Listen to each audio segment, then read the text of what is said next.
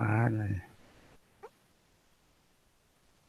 Nah, itu yang miring itu derek bom ya. Yang miring itu derek bom. Itu dia disangkut pada mas yang tegak lurus nih. Mas yang tegak lurus. Nah itu masnya tegak lurus. Cara penyambungannya di situ istilah ada engsel yang kita namakan ghost net. Engsel itu ada plat dari derek bom ada di ujung bulat, kemudian di mas itu ada dua dua engsel lagi plat yang dilobangin, lalu biasa plat yang dari derek bom dia masuk, kemudian pasang pen, ada pasang as, kemudian dikasih pen untuk pengunci. Nah, bom ini dia bukan hanya sampai di dek utama,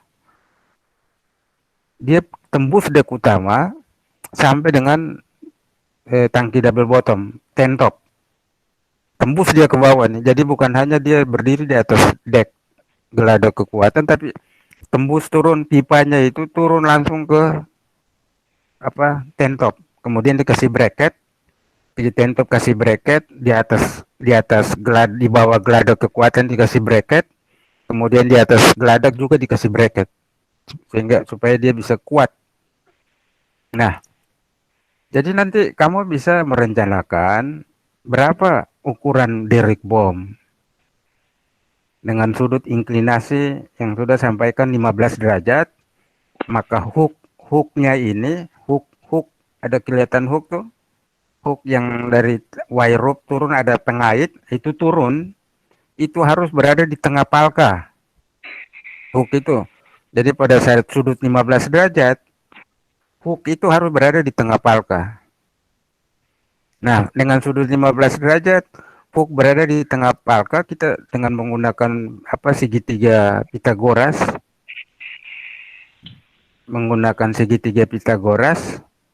kita bisa ukur jarak jarak sisi bawah, kemudian jarak sisi atas, segitiga sama sama segitiga yang ada sisinya tidak sama ya, satu yang tegak satu yang datar kita ukur, maka sisi miringnya adalah apa yang sisi datar kuadrat ditambah dengan sisi tegak kuadrat sama dengan sisi miring kuadrat. Maka sisi miring itu adalah jambom, itu sama dengan akar dari sisi datar kuadrat ditambah dengan sisi tegak kuadrat. Kalian sudah dapat ya, di mana itu matematika ya? Rumus segitiga Pitagoras. Bagaimana cara mencari sisi miring? Sisi miring itu panjang bom itu. Itu ini nanti dilakukan secara grafis. Kemudian dengan panjang bom itu, kalau misalnya disuai keluar lambung, berarti setengah lebar kapal. Minimal kurang lebih 4 meter dari sisi kapal keluar dermaga. Jadi kalau lebar kapal 5, maka kita hitung panjang bom yang tadi kita hitung dia bisa menjangkau keluar dermaga misalnya 4 meter, berarti 4 meter ditambah dengan 2 meter setengah, 6 meter setengah. Nah, kita cocokkan dengan perhitungan Pitagoras itu. Nah, jadi walaupun kamu hitung Pitagoras, tapi jangkauannya keluar lambung harus perhatikan juga. Sekitar 3 meter supaya dia bisa bongkar muat di atas dermaga. Nah, itu nanti pada akhirnya kita akan masuk dalam perencanaan batang muat, tapi ini kita kenal dulu bagian-bagian batang muat yang sudah saya jelaskan minggu yang lalu. Ini sistem peralatan bongkar muat untuk kapal barang. Ingat itu. Jadi kalau kamu rancang kapal barang, kamu harus hitung derek bom. Kalau nggak hitung derek bom, bukan kapal barang namanya. Semua kapal dirancang. Ada stabilitas, ada konstruksi, ada kekuatan, perhitungan lambung timbul, perhitungan kasko, perhitungan flow double yang perhitungan macam-macam line plan. Semua kapal sama hitungannya. Yang bedanya itu di peralatan bongkar muat. Kalau kapal barang, maka kamu harus hitung ini peralatan bongkar muat. Kalau kamu kapal bareng terus nggak ada peralatan bongkar muat, maka bukan kapal bareng namanya, nggak tahu nama kapalnya apa. Karena tidak ada peralatan bongkar muat, derek bom. Jadi ingat, pada saat kamu buat tugas merancang kapal, ambil kapal bareng, ingat bahwa di situ ada derek bom. Satu, untuk kapal bareng. Oke, kita lanjut. Itu bagian-bagian dari sekarang kalau siapa misalnya rancang lagi kapal feri, ingat kapal feri itu punya alat bongkar muat adalah pintu rampa atau ramdor bagian depan ini. Coba bagian depan itu, coba. Itu sudah diturunin itu. Nah, itu bukan turun ke kiri, ke bawah ya itu. Nah, itu rampa, itu pintu. Nah, biasa kalau kapal feri itu kita lihat ada pintu rampa yang tadi, yang tadi ditunjuk itu, yang dia tegak lurus ke depan, itu pintu itu. Dia terdiri dari plat, kemudian konstruksi profil di bagian plat. Jadi ada plat datar di atas, di bawah ada profil-profil melintang membujur.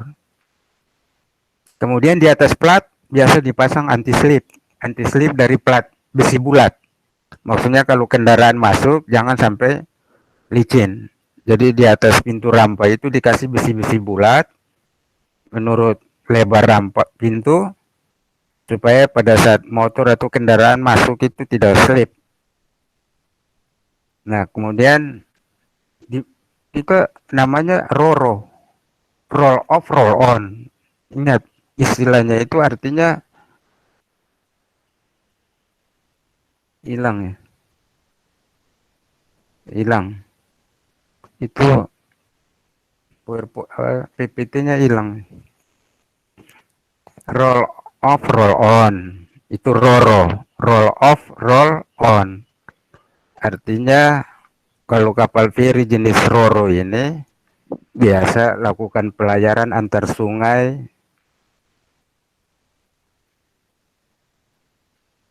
Dia lakukan pelayaran antar sungai dengan jarak yang dekat. Berarti ada dua pintu depan belakang. Kalau pelayaran sungai dekat, dia pakai RORO, roll off, roll on. Jadi ada dua pintu rampa. Satu bagian depan, satu bagian belakang. Jadi kalau misalnya dia maju dengan pintu rampa depan, maka sampai di dermaga, dia buka ramdor, kendaraan penumpang turun, kemudian dia tutup pintu rampa, dia mundur lagi. Jadi jalan istilahnya kayak istilah jalan mundur. Jadi maju mundur dia pakai pintu rampa bagian belakang, ya. Jadi di situ untuk kapal feri, untuk istilah RORO. Nah, kalau dia kapal feri perjalanan jarak jauh, maka dia hanya pakai satu pintu rampa, yaitu pintu rampa. Jadi dia maju, dia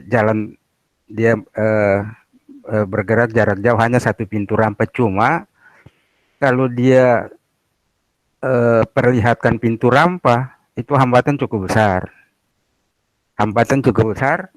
Sehingga biasa kalau perjalanan jauh itu biasa mereka pakai ini. Jadi pintu rampa tutup di bagian bawah, gambar di bawah itu. Nanti pintu rampa naik, baru di atas ada kap. Kap itu ditutup pakai sistem hidrolik, jadi bentuk kayak haluan. Kapal. Nah, ini perjalanan jarak jauh, menghindari hambatan yang cukup besar, maka dia tutup. Bisa lihat cover di bawah ya. Halo. Coba mana kursornya? Ini ya, Pak. Cover di bawah ini bentuk kayak haluan. Jadi kalau pintu rampa platnya sudah ditarik naik, baru ditutup pintu rampanya itu turun menggunakan sistem hidrolik. Jadi dia tutup, bentuk sudah kayak haluan, kayak kapal barang. Yang haluan kayak kapal barang. Jadi pintu rampa nggak kelihatan lagi. Nah, itu maksudnya dia tutup itu supaya menghindari tahanan pada saat perjalanan jarak jauh. Nah, sekarang pertanyaan, apakah semua pintu rampa di depan? Tidak juga. Jadi pintu rampa itu bisa di depan, bisa di samping kanan. Kalau kamu lihat yang ada jendela di kanan ini, sebelah atas, gambar di atas ada lihat jendela kecil-kecil sebelah kanan. Nah, di situ itu juga bisa pintu rampa. pintu rampa di samping. Jadi pintu rampa bisa di depan, pintu rampa bisa di samping, pintu rampa juga bisa ada di atas geladak penumpang. Ini geladak penumpang di atas, naikkan sedikit kursornya tuh. Nah itu di situ geladak penumpang itu. Bisa pintu rampa di situ.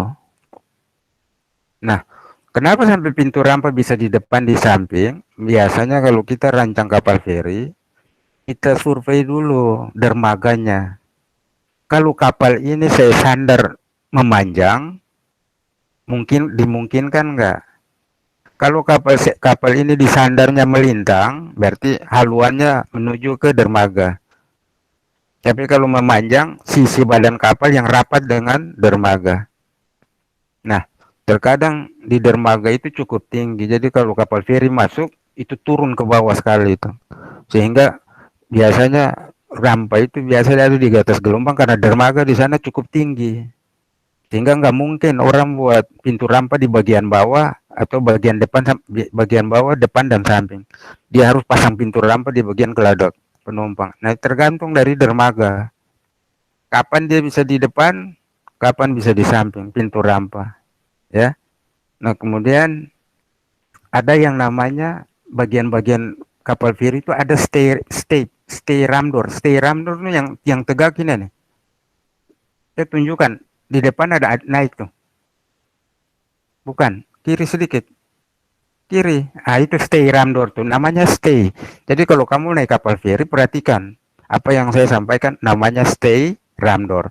Di atas stay ramdor ada roll, ada blok roll itu untuk laluan sling. Di atas puncaknya itu. Di atas puncak ada roll. Itu nanti untuk laluan sling. Jadi roll itu ada duduk di stay ramdor. Nah, kemudian di samping stay ramdor yang pas jangkar itu, ini ada jangkar ini, di atas jangkar ke atas itu ada namanya deck winch. Jadi deck winch itu dia dia rapat dengan stay ramdor. Jadi dia ada geladak deck winch. Nah, itu untuk menempatkan winch. Biasanya ada dua winch saat ditempatkan pada sisi kiri sisi kanan.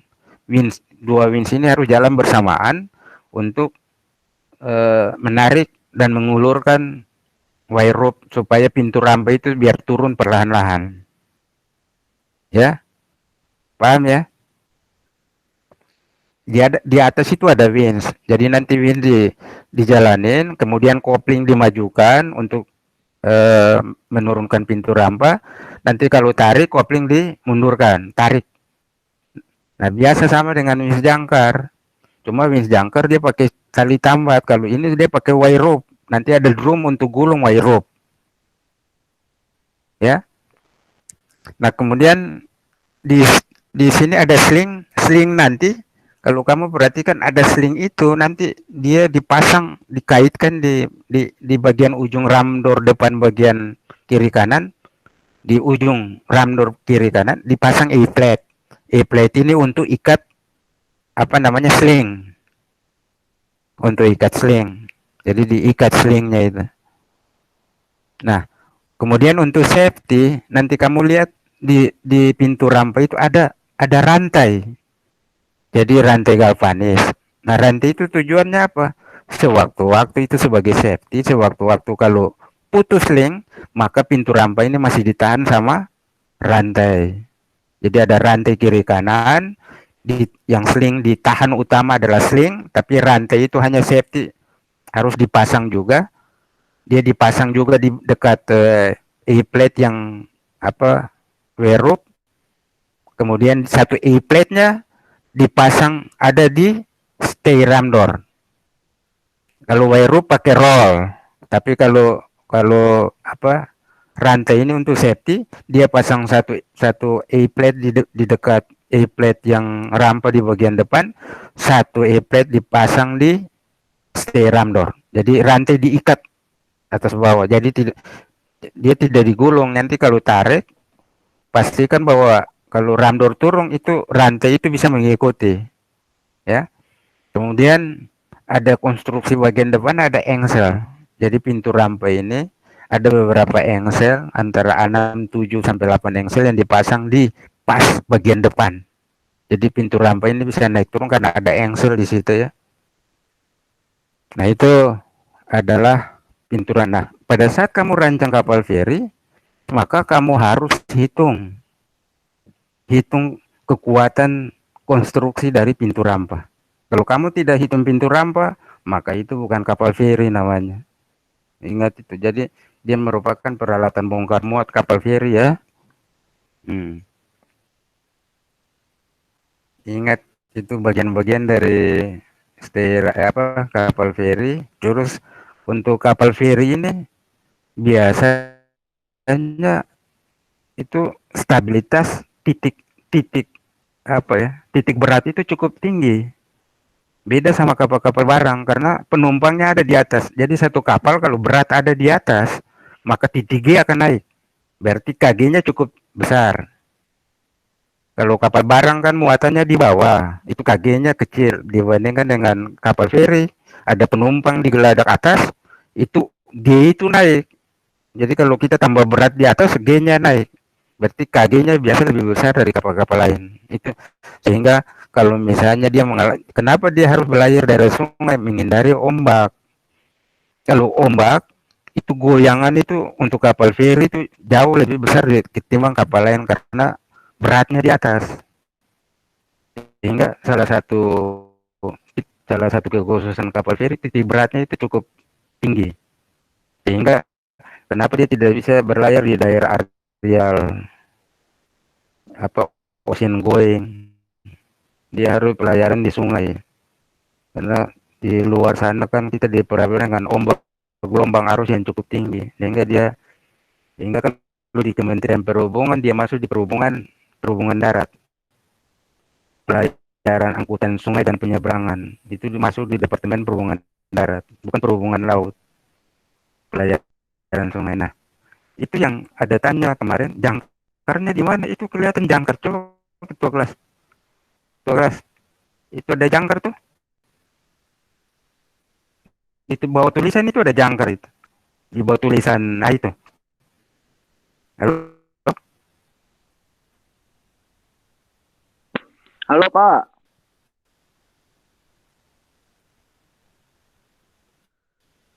halo, kelihatan jangkar Halo. kan? Halo, halo. Burem Pak gambarnya. Nanti kalau kalau ya, ada jangkar di atas. Nanti kalau ini trouble, kita masuk lagi. Ini saya kadang-kadang Google Meet-nya nggak bagus nih. Jadi jangkarnya itu ketua kelas bisa lihat itu jangkarnya kiri kanan. Ada dua biasa kiri kanan.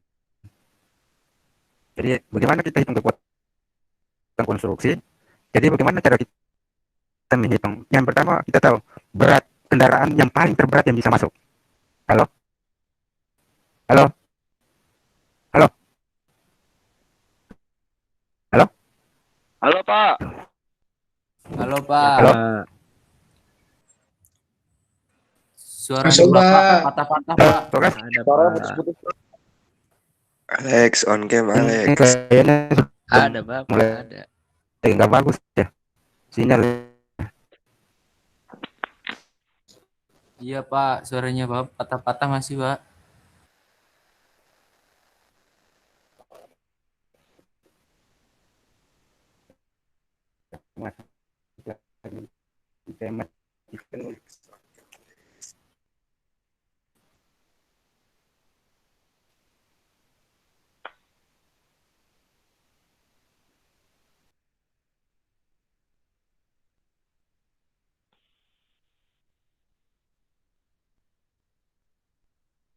Tes tes. Halo.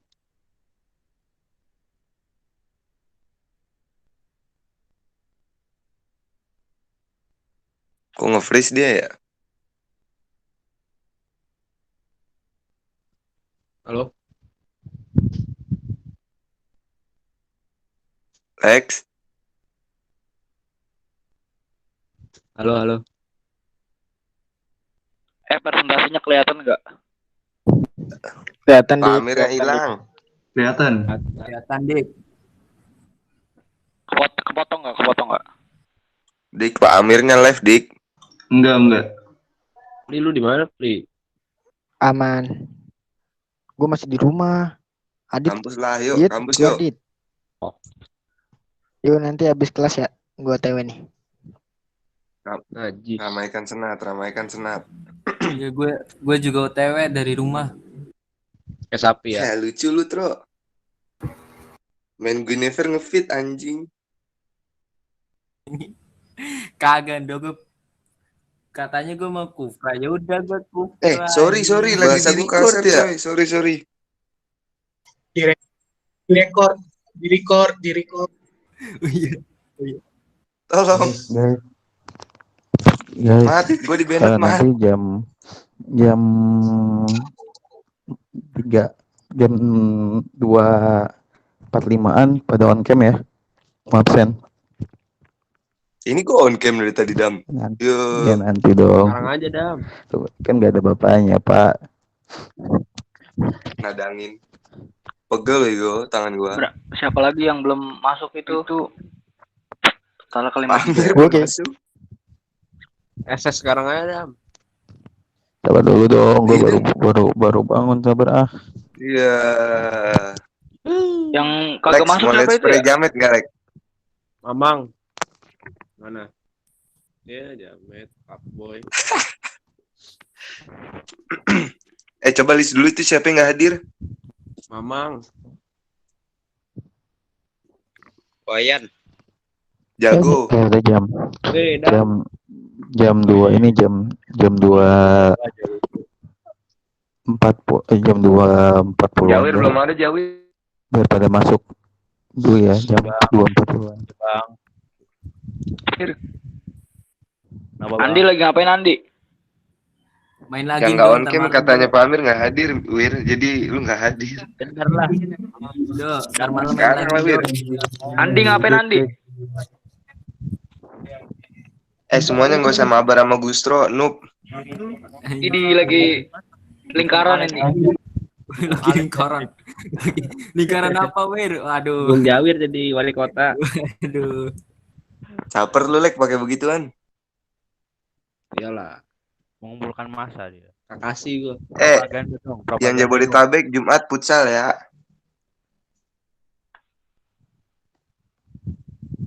Enggak. Hayu, hayu. Yang booking ade apa kita nih? Ade aja ya. Ade aja lah. Apa Nah gunanya ade? gitu dong. Iya, lalu Parah main banget enak lu. beli. Iya, gue mah enak kan ya. Ada ade ya. Ada adek normal, ada adek spesial dia Malek. Ini Tapi yang video call pertama Jawir, sampai di screenshot. Masih di record masih di record. Screenshot, goblok. Lo yang screenshot gua. Wir nggak boleh ngomong kasar, Wir di record. Di record di record. Recordnya dipotong dulu. Record tadi potong dulu. Udah kayak sutradara di cut. Iya, iya.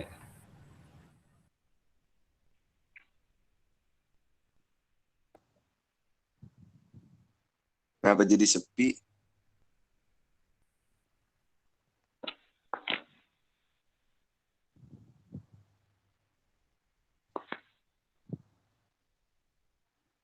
Iya mah nanti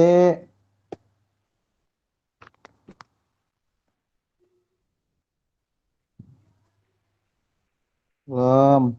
Mati lampu lu apa Amir?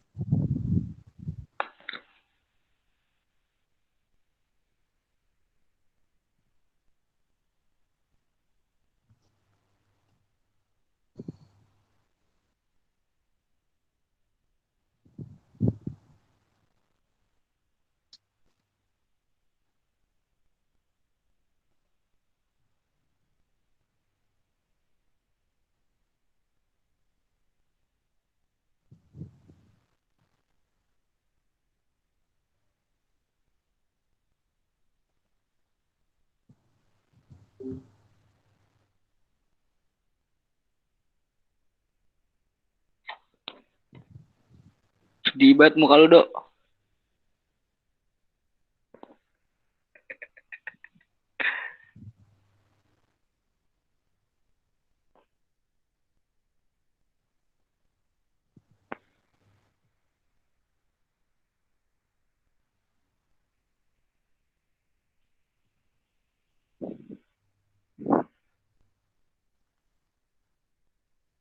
Rido tidur Rido. Apa Lex? Jangan tidur, Dok. Pondok Gede aman nggak? Aman dong. Galaksi aman nih. Ya, bawa galaksi dia, caur. Nah gitu dong. Orang OI mah harus on cam. Ganteng banget lu, Dok.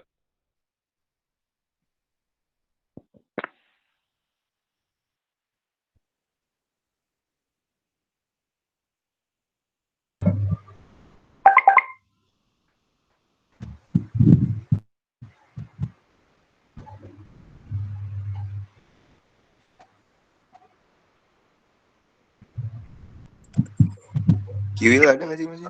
Will? Kiwil. Ada dulu. Oh iya. Itu si Rido minta dijemput, mau ke Senat katanya. Ya, lu mau dong. Kapan? Sekarang. Bisa.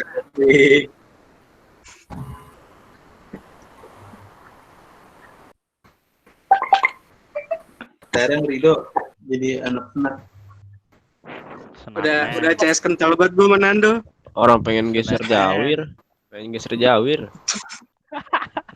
Sebagai senatman. Mumpung Jawir masih jauh. Sanatman. Es. Woi, padi milik rakyat. Habisin dulu. Nanti gedenya jadi politikus, BG. Kagak ya. Bukan jadi ahli perkapalan ya, jadi politikus. Bukan. Alex Lego, Dia Alex. video MPM-nya udah kayak orang lagi mau ini aja pemilu. Dukung saya. Ngacungin jari. Like dulu. Kan gue udah komen.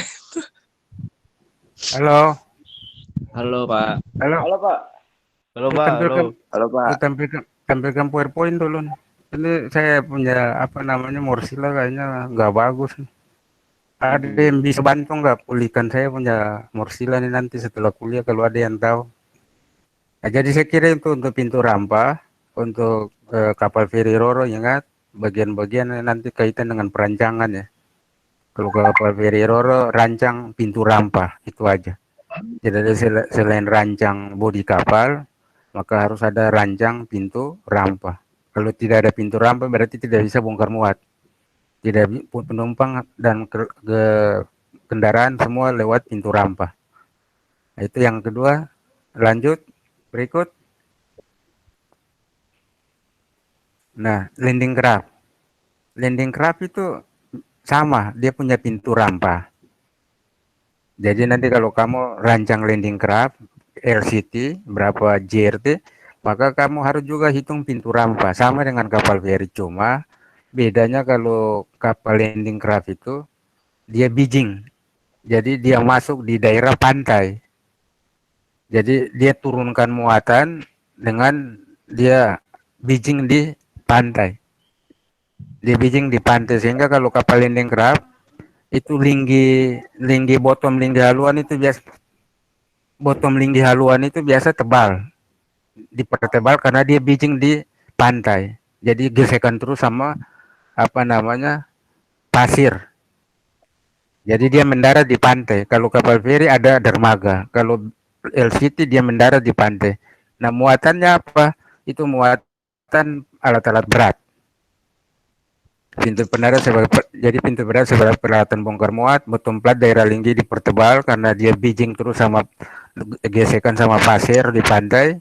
Kemudian kalau rancangan ini gelap, kita harus hitung kekuatan konstruksi pintu pendarat. Kemudian sama seperti apa namanya kapal feri, ada stay pintu pendarat, ada windlass untuk menaikkan dan menurunkan pintu pendarat. Terus berikut, turun sedikit. Bukan. Coba yang tadi landing craft tadi. Oh. Itu tadi itu kemarin ya. Ada windlass, ada werul yang dia hanya mengangkut alat-alat berat kayak mobil kren, forklift atau mobil apa namanya? Truk yang punya dump truck dump truck yang bannya cukup besar itu kendaraan. Jadi dia khusus untuk muat alat-alat berat. Itu untuk LCT. Terus tadi gambar yang tadi apa? Minggu kemarin sudah saya jelasin tuh. Kalau yang alat AIT, ini alat angkut.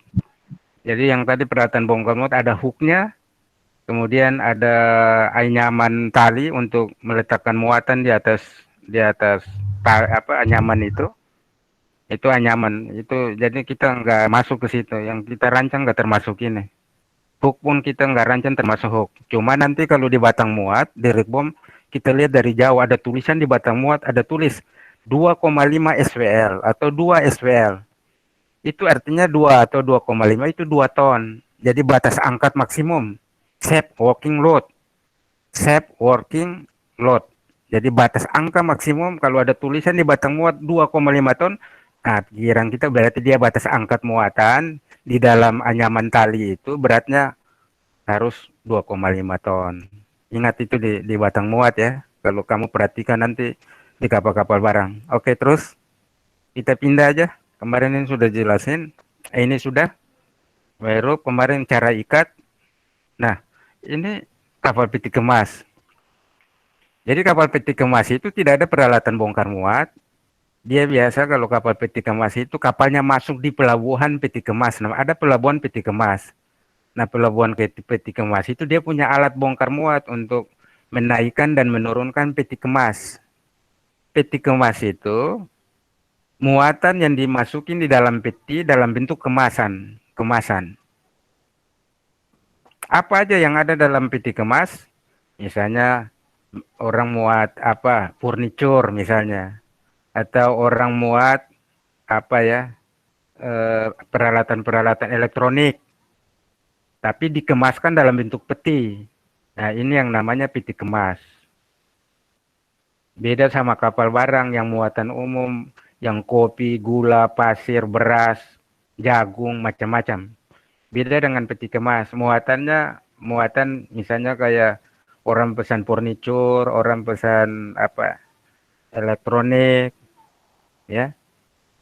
Yang jumlahnya, jadi orang juga harus mikir. Kalau saya masukin ini di satu peti kemas, ekonomis enggak? Jangan sampai barangnya besar tapi ringan. Barang besar tapi ringan itu rugi. Harganya kalau mereka sewa peti kemas dia tetap hitung volume. Nah, kalau yang punya barang dia masukin dalam peti kemas barangnya besar tapi ringan, nah itu rugi. Jadi kalau bisa masukin barang yang memang volumenya sesuai, yang beratnya sesuai, sehingga memang volume ruangan peti kemas benar-benar bisa dimanfaatkan secara maksimal. Ya, jadi itu untuk muatan peti kemas itu seperti itu, kayak AC, ya, peralatan AC, pendingin bisa dimuat dalam bentuk peti kemas. Jangan kita muat kapas ringan, dimasuk-masukin penuh peti kemas, rugi kita itu, ya. Jadi isi barang yang benar-benar volumenya bisa sesuai sama beratnya, volume dan berat sesuai. Oke, ini jadi untuk kapal peti kemas atau orang sering namakan kapal kontainer itu tidak punya alat bongkar muat. Nah, biasa kalau kapal peti kemas dia bongkar muat peti kemas, dia harus masuk di pelabuhan yang punya perlengkapan peralatan bongkar muat peti kemas. Itu jadi kewajiban. Jadi dia wajib masuk mengandalkan fasilitas bongkar muat dari pelabuhan. Jadi kalau di Tanjung Priok ada pelabuhan peti kemas.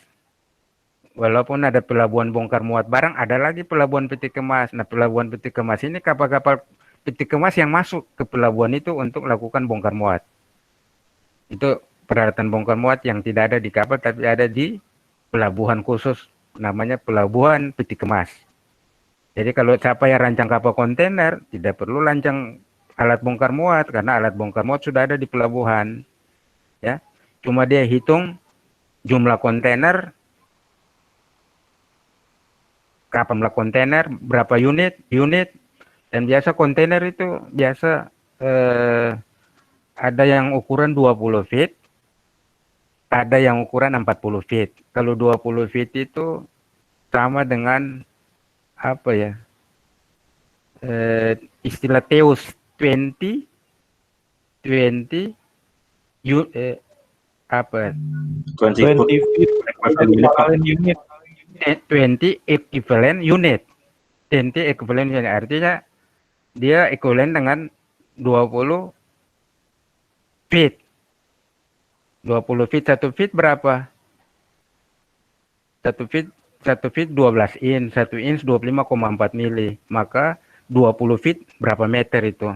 Kontainer itu panjang. Itu sudah ada standar. Kalau 2 feet panjangnya sekian, lebarnya sekian, tingginya sekian. Ada di kapal khusus.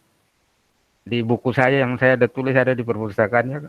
Special purpose kapal khusus, di situ semua ada berkaitan dengan kontainer. Kemudian next. Nah, itu kalau rancang kapal itu ya kamu hitung konten. Oh, sudah selesai ya? Terus ke atas. Coba balik lagi. Terus.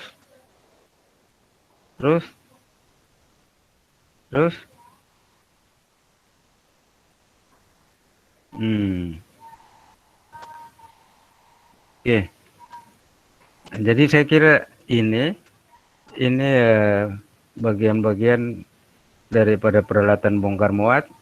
Kemudian ada satu lagi. Ada peralatan bongkar muat misalnya untuk kapal penumpang. Udah pernah lihat kapal penumpang? Udah lihat kapal penumpang belum? Belum langsung, Pak. Udah, Pak. Passenger. Penumpang turun gunakan apa? Namanya ada tangga panjang, itu namanya apa? Sudah diajarin kan? Namanya gangway, Pak. Gangway. Nah, gangway itu dirancang dengan sudut kemiringan supaya orang itu turun tidak terlalu menukik dan orang turun itu tidak juga sampai terlalu mendatar. Jadi dirancang kemiringan sedemikian rupa. Biasanya pada saat kapal sandar, orang sudah perhitungan nih. Pada saat kondisi surut, pada saat kondisi air pasang. Artinya pada saat kapal sandar kondisi air surut, orang bisa turun secara normal. Dan pada saat kapal kondisi air pasang, itu juga dipasang. Nah, berapa panjang itu gangway? Itu dihitung. Jadi, di mana titik tangkap pusat ikatan gangway bagian atas. Kemudian, dengan draft yang sekian, kita perhitungan air pasang air surut. Kira-kira posisi gangway ini berapa derajat sehingga dia pas duduk di atas dermaga.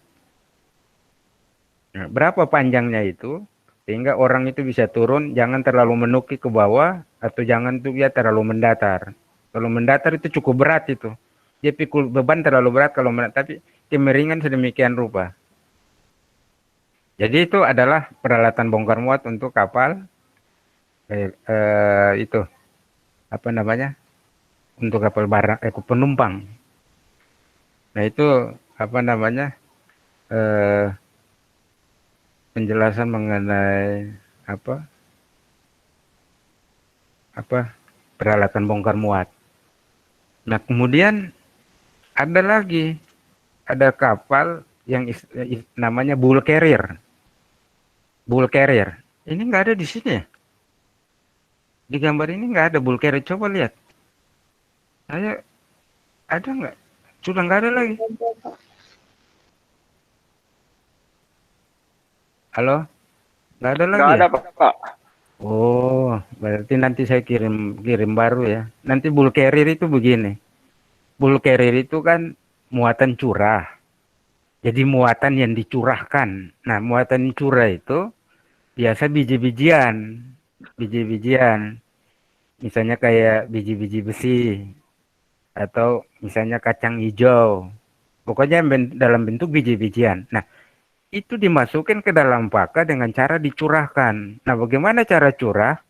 Biasanya dia punya pelabuhan tersendiri. Kalau apa namanya untuk kapal bull carrier itu.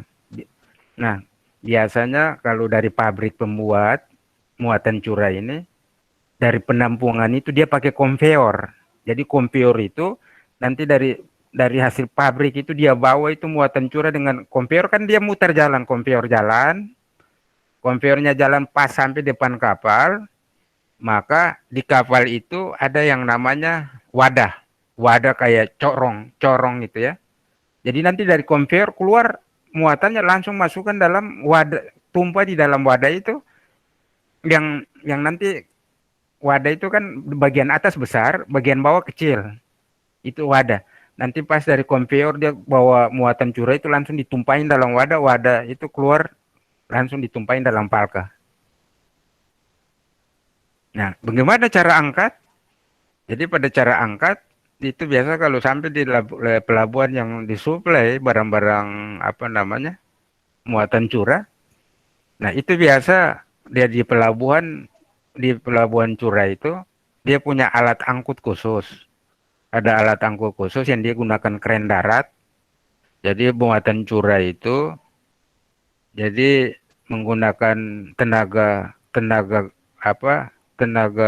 pelabuhan atau tenaga jadi dia yang mengambil barang curah masukin dalam tangki, kemudian tangki itu diangkat menggunakan kren darat.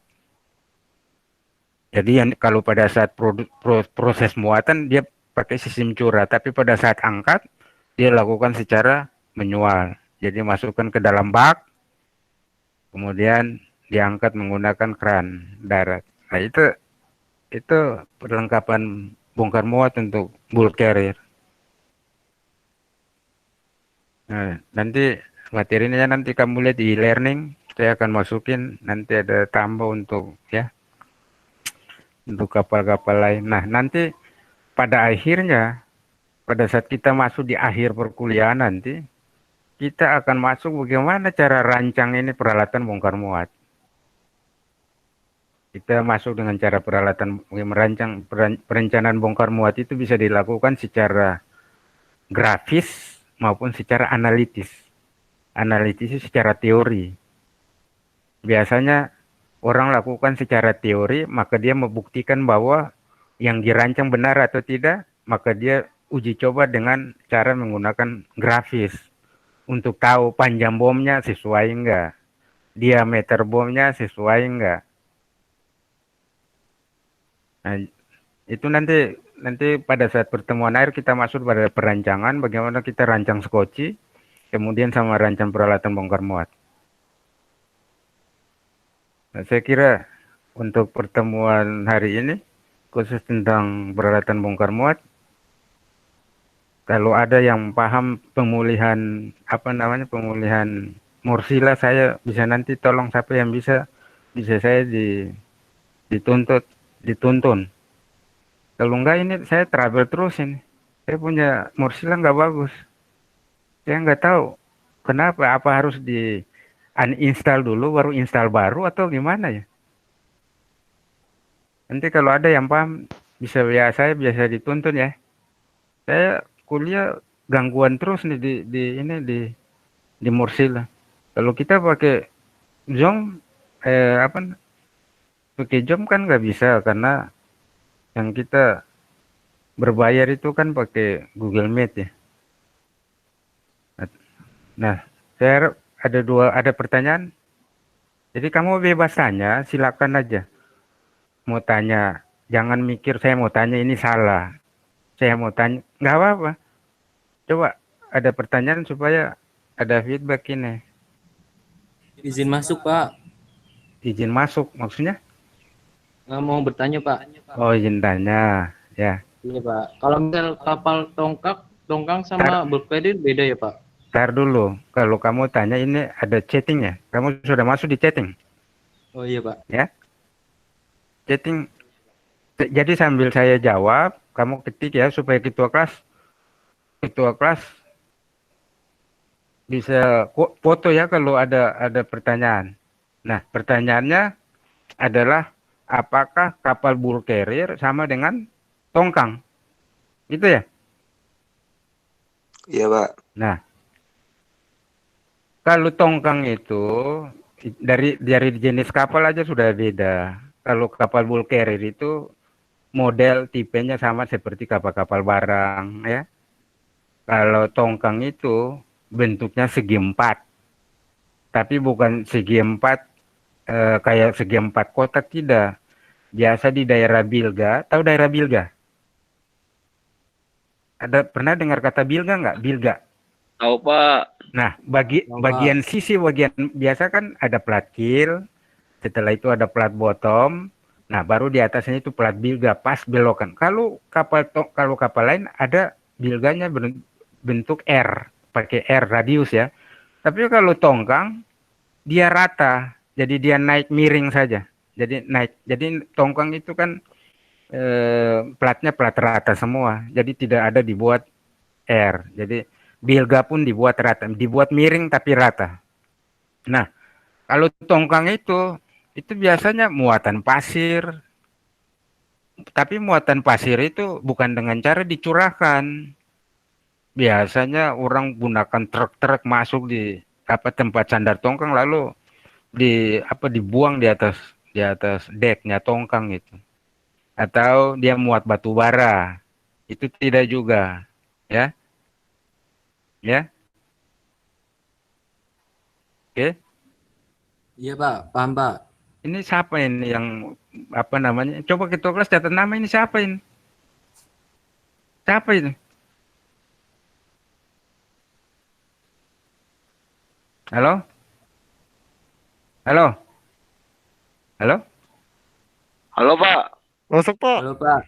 Ini siapa foto yang bikin mulut kayak begini? Ini nggak sopan ini namanya. Ini. Catat namanya. Nggak tahu Yang mana sopan. Pak? Siapa yang foto bikin mulut kayak apa saja ini? Kurang ajar ini namanya. Catat namanya kasih ke saya. Nggak ada etika ini. Man. Siapa namanya?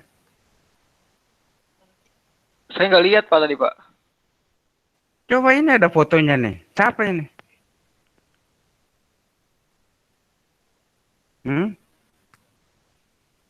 Yang mana Pak? Halo? Apaan Iya. Pak? Hah? Yang mana ya, Pak? Yang mana Pak? Fernando tuh mana? Fernando. Ya hadir Pak. Kamu kasih foto kayak begitu tuh. Foto apaan kayak begitu? Kamu tuh di dalam sini tuh kasih foto yang sopan ya. Ya Pak.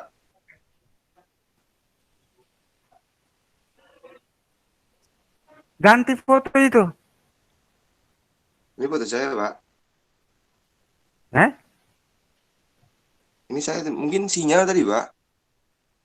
Ini foto kamu bikin mulu kayak apa aja itu. Kamu nggak lihat itu. Saya tadi begini Pak. Fotonya model kayak begitu. Ini saya pakai baju kerah Pak. Lah ini foto ini yang muncul siapa namanya? Bukan saya kali Pak. Atau gimana tuh? Itu yang kamu udah ngomong. Kamu udah ngomong ini kok. Masa yang lain nggak lihat? Tuh bagus. Saya dari tadi begini Pak. Foto kayak gimana? Koneksi kali Pak. Itu foto tuh Koneksinya lihat. kali Pak, nge-lag Pak. Hmm? Koneksinya kali Pak. Jadi Saya juga jadi bingung Pak. Jadi nggak sengaja kali Pak. Itu fotonya itu. Bukan. Sinyal kayaknya Pak. Ini saya lagi begini Pak. Mana kelihatan itu mukanya. Foto apa ya Pak? Coba kalian ngeliat gua. Ini kan lagi ngomong. Makanya nih. bergerak Pak. Iya Pak. Mukanya Bener jelas kan? Pak. Fernando Iya Iya mukanya ini saya lagi itu senyum Pak nih Pak nih bergerak. tuh. Nggak Saya nggak kelihatan. ngapain. bisa ngirim foto Udah. kan Pak. Oke, ini sampai di mana tadi ya? Mohon maaf Pak. Tadi kan Jadinya di Pak saya juga habis nggak tahu. pertanyaan Pak. Nanti saya foto biar saya foto biar kamu lihat aja dari sini deh. Si Coba Pak, boleh Pak. Coba lihat. Foto lewat HP aja Pak ke layar laptop Bapak. Iya Pak. Iya, saya foto lalu lihat. Saya Coba juga ya, Pak. bingung jadinya. Ini foto memalukan ini namanya nih. Saya kirim ke grup. Boleh Pak. Ya, Pak. Biar Baik, Pak. saya nggak bingung juga Pak. Masa bikin foto begitu? Coba lihat, Jadi bingung ya. kirim ke grup. Fernando. Lihat. Iya Pak, boleh Pak, tolong Pak. Ini Biar di kelas apa nih? di grup Kelas WA mungkin Pak. Kelas kelas A, A. Pak. Kelas Iya, A. Pak. Fernando kelas Iya, A Kelas ya? Pak. A Pak. Nah, Iya, Pak. lihat itu. Lihat kamu bikin kayak begitu tuh. Coba Kamu Pak. itu ganti itu foto kamu itu. Foto kayak model kayak apa itu yang kamu perlihatkan di situ. Asli Pak, saya nggak masang foto apa-apaan Pak. Itu lihat fotonya tuh. Iya, tapi Itu saya emang nggak masang Pak. itu nggak tahu itu seperti itu gimana coba. Nggak Waduh, mungkin nggak pasti sumpah, bagaimana itu. sumpah Pak, sumpah Pak. Iya itu Demi itu yang Tuhan Pak. kelihatan di itu yang kelihatan di layar sini kok. Kamu sumpah-sumpah apaan? Orang kelihatan di layar saya sudah foto kok. Itu masa saya nggak Hmm? gerak-gerak Pak? Foto saya begini doang Pak. Nggak tahu itu kamu. Ya itu kan saya foto itu. Kamu nggak lihat. Iya Nama Pak, saya kamu udah lihat, enggak tapi itu. saya memang nggak masang itu. Sumpah Itu Pak. tapi kenyataan kamu matiin aja tuh. Ini nih saya matiin ulang nih Pak. Nah itu kelihatan Terus saya Facebook. nyalain lagi. Dah, Itu huruf E. ini udah saya matiin nama nyalain lagi Pak. Saya nggak masang apa-apaan Pak. Loh, kenapa bisa muncul itu? Koneksi mungkin Pak atau gimana sih? Saya nggak gitu Pak. Nah, Di galeri foto saya pun nggak ada kelihatan. begituan Pak. Tapi kenyataan begitu ya. Kamunya kan saya foto kamu lihat kan? Iya Pak, saya juga udah lihat. Saya juga bingung. Saya nggak begitu Pak. Jadi itu fotonya seperti itu yang saya lihat seperti itu. Masih seperti itu nggak Pak? Sekarang masih huruf F. F ini Saya udah apa? on cam Pak dari tadi Pak. Dari awal Pak. Iya nama F. Sekarang hurufnya Iya. yang muncul F saja. Nah, sekarang Iya. kamu kasih muncul fotonya. Coba kasih muncul sekarang fotonya yang baru. Ini saya udah on cam Pak dari tadi Pak. Udah on cam, Pak. Mas Udah Fernando, on cam dia, Pak. Tapi Sumpah, dari Mungkin yang awal lain saya nggak bisa pernah on cam. screenshot deh, coba. wajah Iya. Coba gantian Yang wajahnya tolong. nggak kelihatan. Yang dari komputer Yang Wajahnya lain nggak deh. kelihatan. Hanya huruf F. F saja yang kelihatan. Huruf F. Wajahnya nggak kelihatan. Coba. itu sudah dikirim, Pak. Hmm? Sudah dikirim sama Faik Mana? di grup. Itu Pak. Lah, Saya dari tadi seperti itu Pak. kenapa itu kok sekarang huruf F? Kamu nggak lihat wajah tapi huruf F. Itu berarti apa ini? Itu si Sinyal. Faik Nah, sudah mengirim. Saya juga jadi bingung. Mungkin koneksi, Saya Pak. juga jadi bingung Pak. Ya udah. Oke. Sudah. Pertanyaan tadi apa? Jadi mohon maaf Tadi ya Pak ya. masalah tadi sekarang muncul lagi. Sekarang Iya, ini muncul saya lagi. begini Pak. Nah, ini kalau saya kalau foto, ambil video, terus saya masukin untuk laporan PJJ, itu nanti lihat kamu mulutnya seperti itu tuh, yang saya foto itu. Jangan dong Pak. Jadi itu hapus, kamu nggak usah sudah kasih mati foto aja. Maksudnya Pak? Jangan. Nah sudah, ini baru kelihatan. Iya Pak. Oke, tadi pertanyaan perbedaan antara tongkang dan bull carrier ya. Beda bull carrier itu ada punya palka untuk muatan curah. Kalau tongkang itu bentuknya segi empat kotak yang muatannya hanya di atas geladak.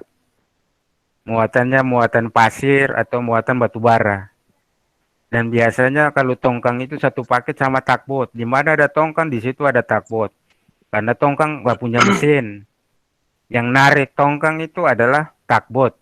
Jadi kalau orang pasangan tongkang itu adalah biasa tugboat. Kalau orang cari tongkang harus bersamaan dengan tugboat. Itu bedanya. Terus apa lagi? Baik Pak, paham Pak. Tadi sudah difoto feedbacknya?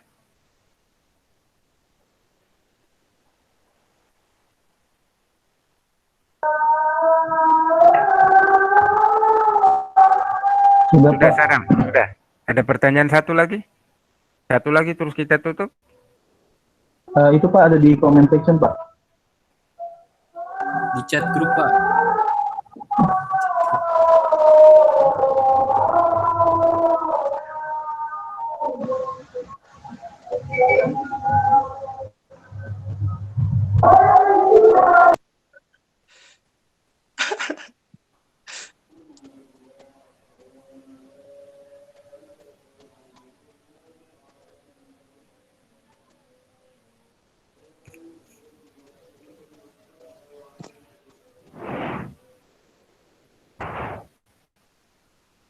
Bentar,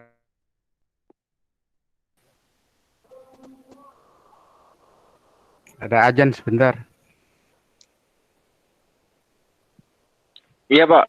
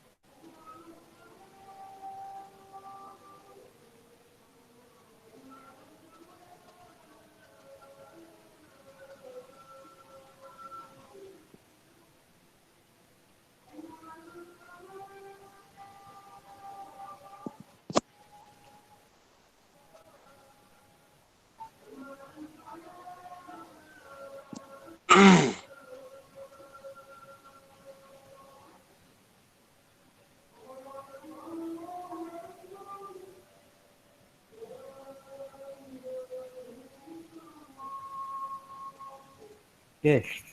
Ya, pertanyaannya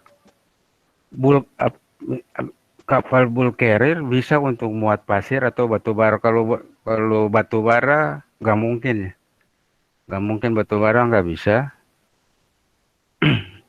Jadi gini, kalau pasir pun jadi kayaknya tidak bisa juga karena bulk carrier itu biasanya kita muat pasir rugi. Harga jualnya terlalu murah. Nah, biasa kalau kayak semacam gandum, ya gandum.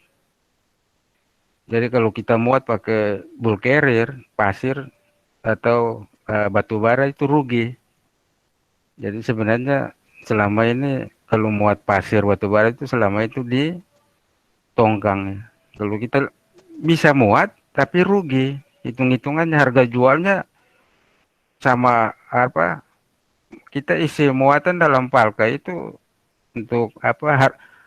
Karena itu dia nanti begini, dia istilahnya per ton itu berapa itu bulk carrier. Nah, pasirnya harganya berapa? Kalau harganya murah, rugi dimuat di bulk carrier.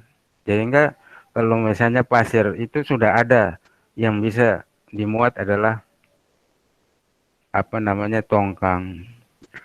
Nah, tergantung jenis pasirnya.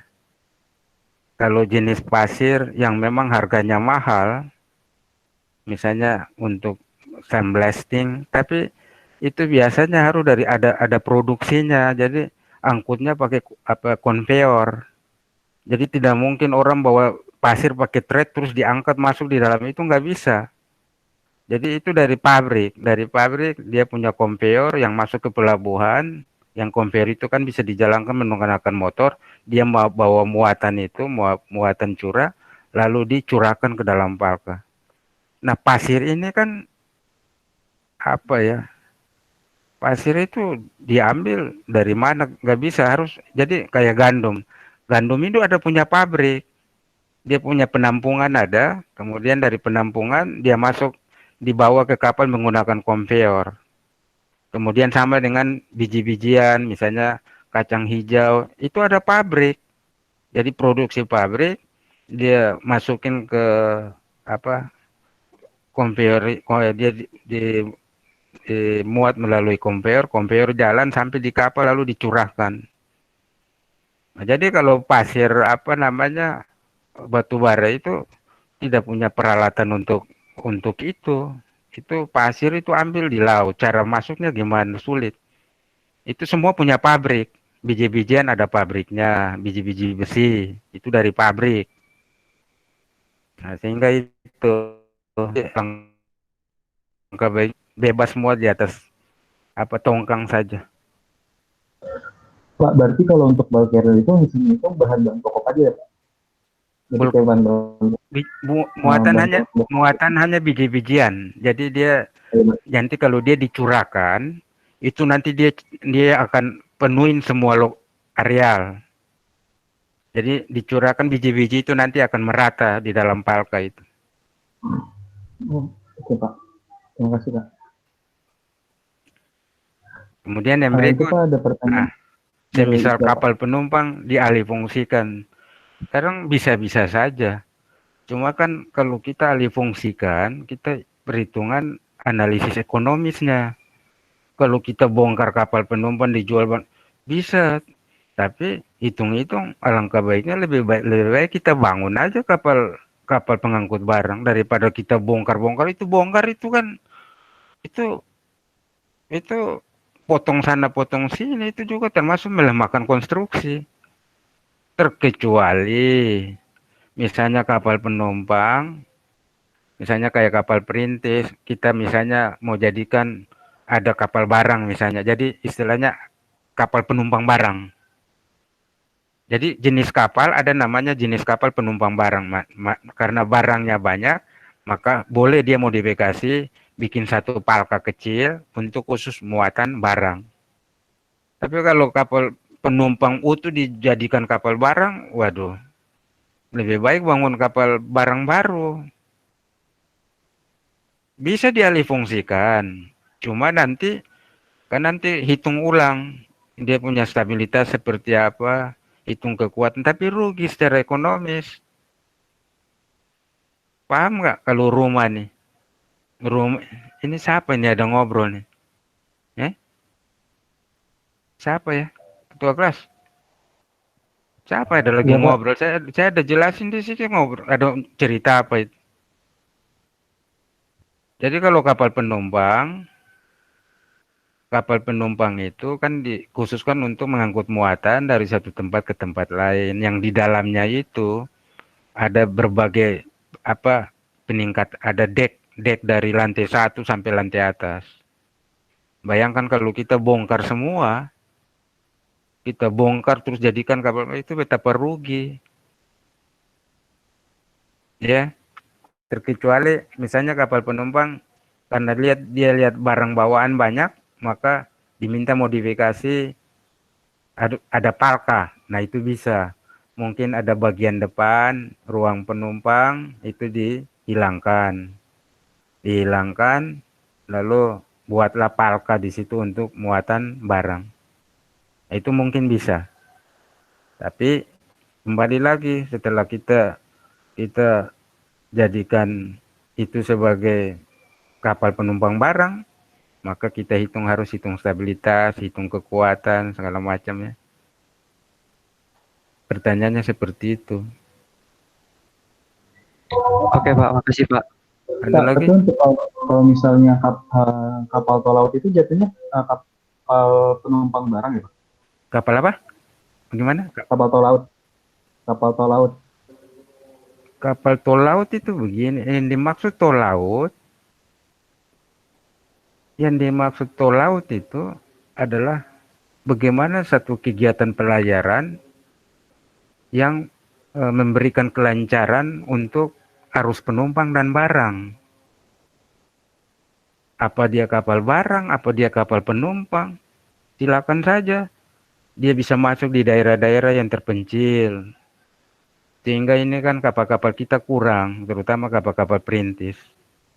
Sehingga ini maksud tol laut itu bagaimana perbanyak kapal, baik itu kapal-kapal penumpang, kapal barang, yang dia bisa mampu untuk melayani arus barang dan penumpang di semua lini.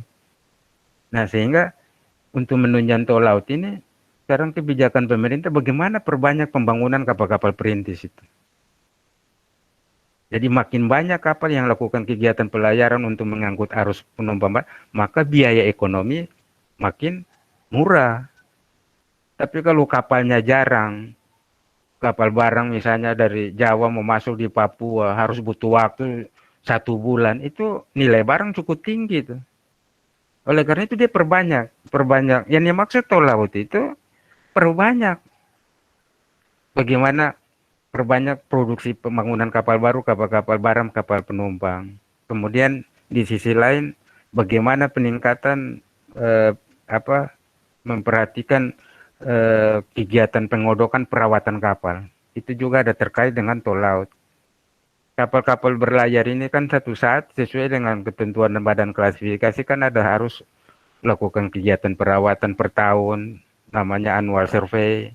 Kemudian dalam jangka 2 tahun namanya intermediate survey. Kemudian dalam jangka 4 tahun namanya special survey. Ini harus didukung oleh pihak galangan. Nah, galangan ini bagaimana dia menciptakan kegiatan pelayanan, dia membantu memberikan pelayanan perawatan kapal itu secara baik, itu juga bagian dari tol laut. Bagaimana dia percepatan pengodokan kapal supaya kapal ini bisa berlayar lagi dengan baik. Itu semua keterkaitan tol laut, bukan hanya pembangunan tapi perawatan. Nah, galangan-galangan kita ini kerjanya terlambat semua ini. Tidak pernah kerjanya pas-pas waktu gitu. Pasti aja mundur. Ini merugikan kalau kapal itu, jadi kalau saya punya kapal nih, kalau saya masuk di Kojabahari, saya docking, ya, katakan docking dengan harga 100 juta, tapi selesainya dalam 1 bulan. Saya lebih baik docking di Batam, walaupun 120 juta, tapi pekerjaannya hanya 2 minggu. Karena dia harus, kapal ini kan perawatan kan dia harus kejar juga muatan antara perawatan dan itu bagian yang mencari muatan ini kan antara perawatan dan